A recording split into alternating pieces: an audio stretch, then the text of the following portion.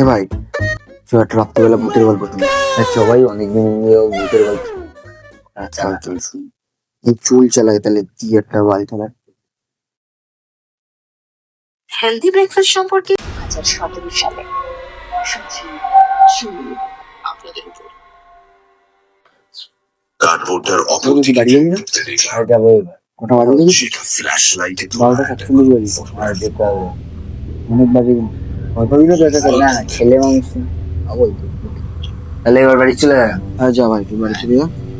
এখন সকালে দেখা হবে এবার।